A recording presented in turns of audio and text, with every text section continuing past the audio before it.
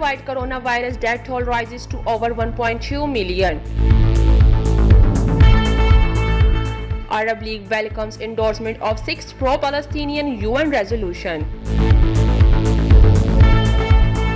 US crosses 10 million COVID-19 cases as third wave of infection surges. Birth anniversary of Dr. Allama Iqbal being observed today in Pakistan and around the world. Jordan faces virus-era election in crisis mood. At least 5 persons were killed and 2 others injured when a jeep fell into a deep ravine in Mansehra, Pakistan on Monday.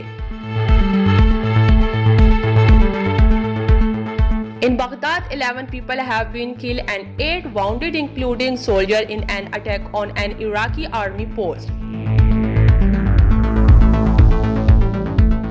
In Afghanistan, 5 people were killed and 2 dozen others injured in a massive suicide car bomb blast in Kandahar province.